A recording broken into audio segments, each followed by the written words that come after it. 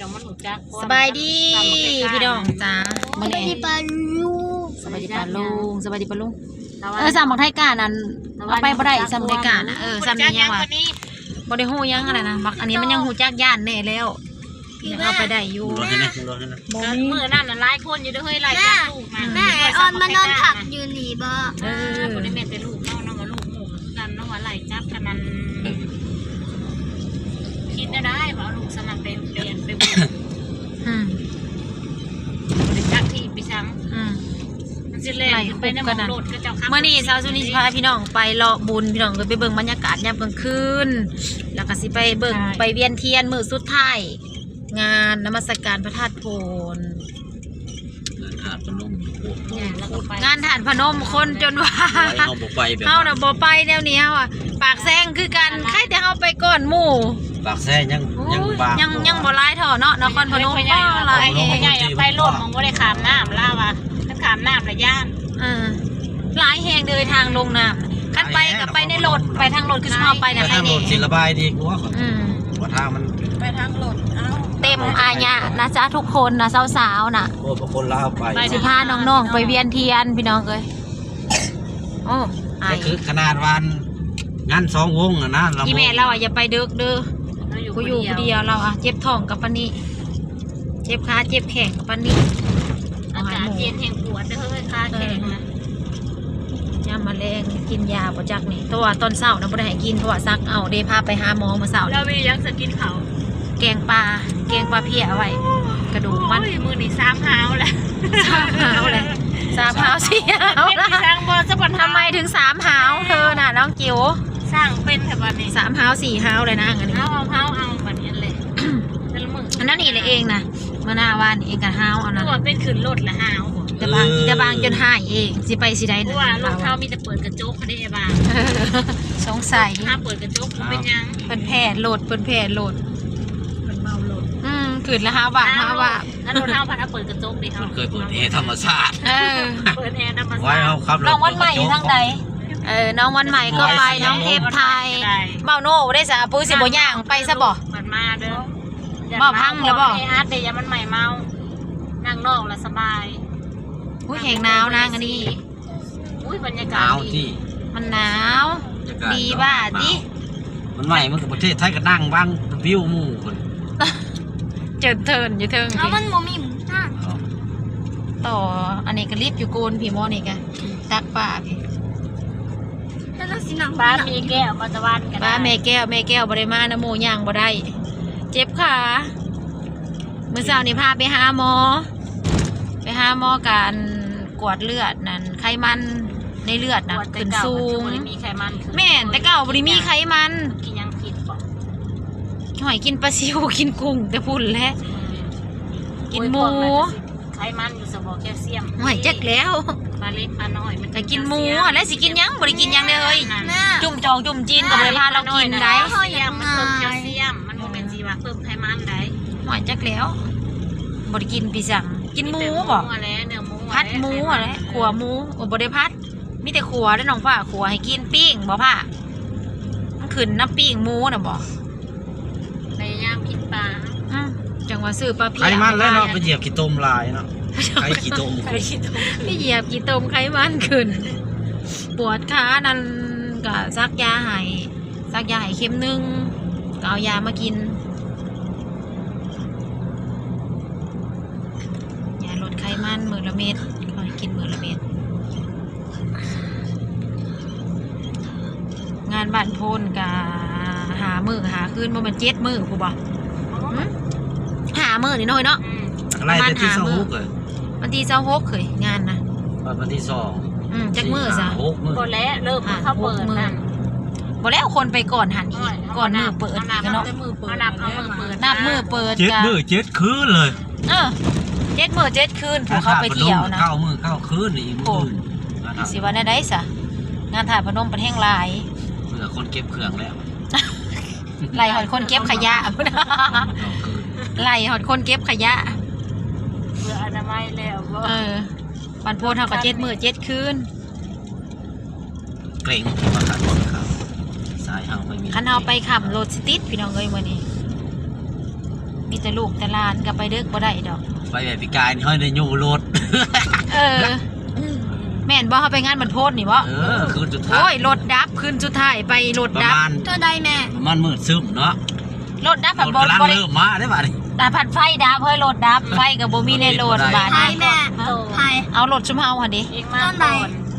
พี่กายนี่หั่นดิ กับพากันปึกเติบได้แต่ที่มันดับแล้วยู่ สิยู่ก็บ่ยู่ ทางกระดับ ทางอะลาดยางอยู่ก็บ่ยู่ไปหาสร้างโอ้ย ปึกเติบ ไปก่อนบ่อยๆนะ เอาบ่แล้วน่ะยู่เอาจะว่าใคร รถเนาะแบบมันบ่ดีมันสิเป็นหยังมีแต่ยู่ ไป ส บ้า ติ นลุง รถ บอยบ่ บ่ พากันปึก ไปบ้านโพนรถดับ บ่เคยยู่ ต้นใด วีโก้ เจ้าเอาน้ำมือ บ่เคยได้รถ รถ วี วีโก้ โก้ มันก็ เนาะ ยู่ติดง่ายแล้วว่าจะ บ่เคยได้รถวีโก้เฮ้ยบัดรถดับบ่จักแนวเหตุ รถแบต เคยอยู่แต่รถหุ่นใดที่แท้รถวีโก้ก็อยู่คือกันแบตเพิ่นบ่ดี จนไปเปลี่ยนก่อนแบตใหม่จังโอ้ยฮู้นั่นนี่ก็เปลี่ยนแต่หึงแล้วว่ะสิแบตซ่าสตาร์ทก็บ่ได้ ไป เริ่มมาได้ มึงรับในรถตะวันเมารถแล้วบ่จักคือแกขี้ดงขี้ดังเสยอยู่โอ้ยตายเลย น้องแกคิดได้ บ่เมารถนอนแกขี้ดังเสย เตรียมโทรหาปู่โหลด เตรียมโทรหาปู่โทรศัพท์บ่เอามาฝาก มาบ่ได้ตาย นอนจากนอนกับนอนพักนางนอนอยากนอนเนาะ เออเมื่อยเที่ยวแล้วก็เมื่อมาแต่เว้น มาแต่เว้น เฮาไปซ้ำนี่ใครแน่รถบ่ติดคันไปค่ำกว่านี้นะติดแต่พี่แหละพี่น้องเอ้ยติดแต่บ้านนั่นทุ่มพี่ ประมาณทุ่ม ทุ่มหนึ่งนี่นะก็กำลังแบบเห็นไฟรถน่ะเนาะ ซาตะเก่านี่ผู้แลตั้งแต่แยกวัดภูมิ แต่แยกบ้านภูมิผู้ มาแต่ บ้านหมองไข่ผู้ ทางนั้นก็แต่นาคำผู้ ทางนักกระสุดผู้ ซาตะเก่าว่ามันโมน ทีน่ะดิจะเตะมาทางลัดมันติดเกิน ว่าไอ้เขาเด้อยังเขาเฮากินตัว บ่เห็นบ่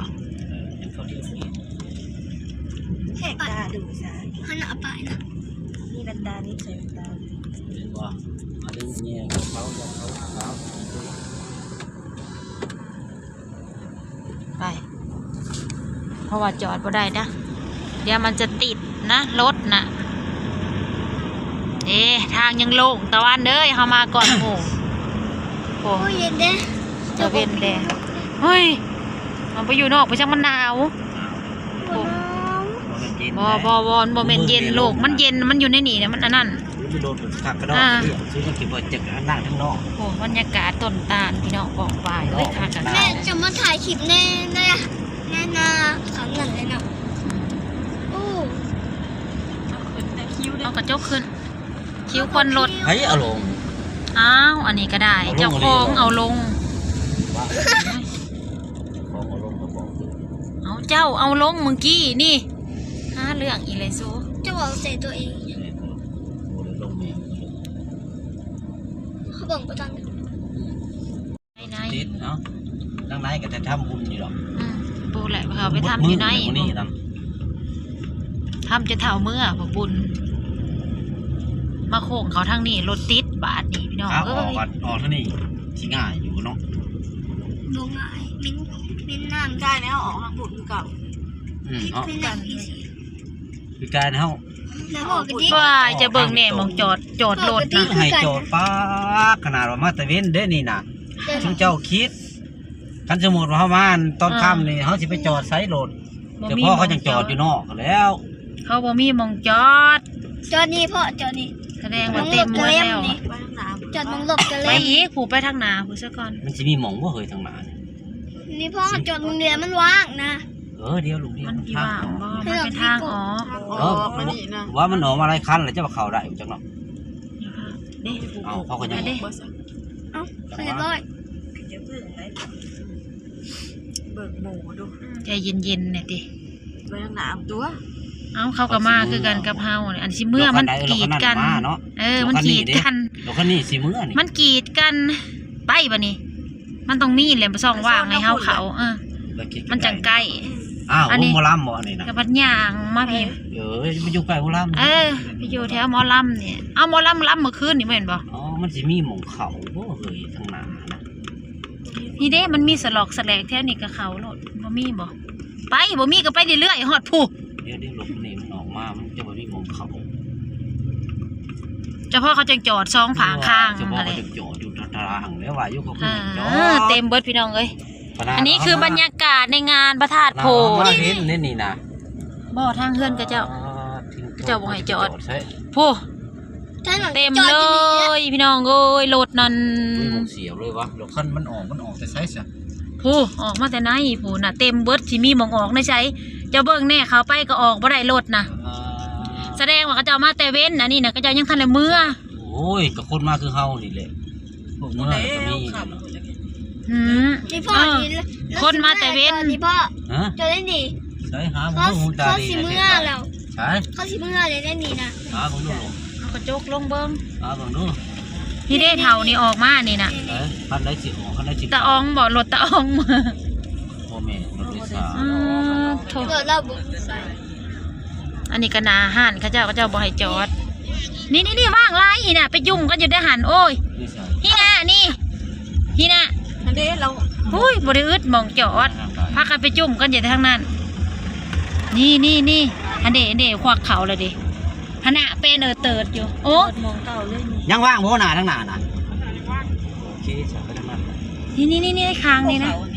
นี่ โบนี่มันไม่ไหม ว่าอย่ามันกีดหมองบ่ล้ำเขาเจ้าผมก็ตานใหม่ ข้าเจ้าให้ข้าเจ้าให้ ทางหนาว่ะ ข้าเจ้าให้หมอลำข้าเจ้ามาฟังหมอลำเจ้าพ่อบอกให้เจ้าพ่อมันจังว่างฮะแหละ นี่ แต่เก่ามันคือบ่ว่างนะ บ่ได้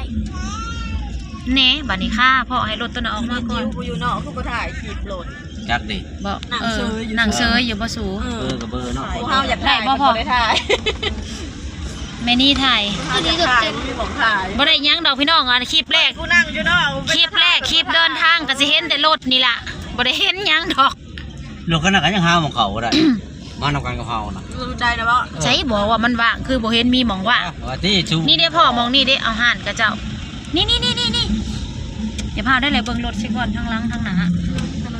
ไปนี่ยังว่างแถวกลางๆเลยจังบ่เมื่อยย่าง นี่ได้คันเดียวนี่แหละเบอร์โทพวกเก็บขยะอะไร แดงกับไปไหนอีกได้บ่ เขาไปไหนติ เขาไปไหนที่เพื่อหมู่ อย่าเขาเด้ อันเดไปเฮียงรถคันนั้นนะพอได้ให้หมู่เขาสั่นกับมองนี่สั่นกับมองนี่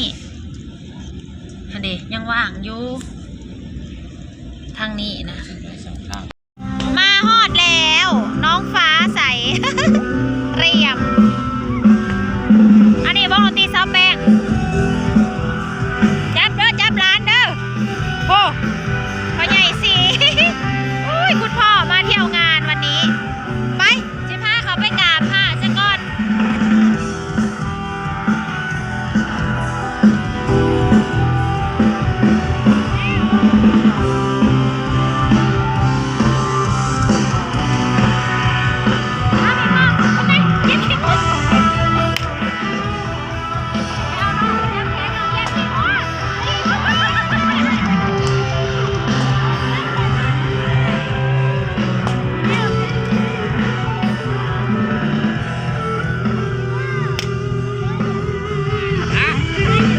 จับลูกเนี่ยแม่ก็เหยียบตะวันก็เหยียบ ตะวันเหยียบขี้งัวถุยออกบรรยากาศในงานตอนกลางคืนตะวัน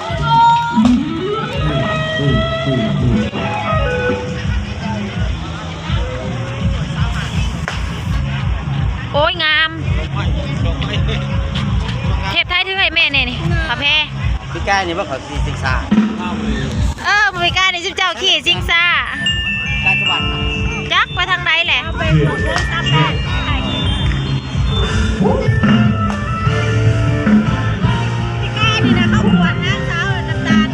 ยี่นี่แหละเรือมาบ่เด้อมือมันต้องได้ประกวดมือนี่ ประกวดสาวน้ำตาลเอ้ยปีกายนี่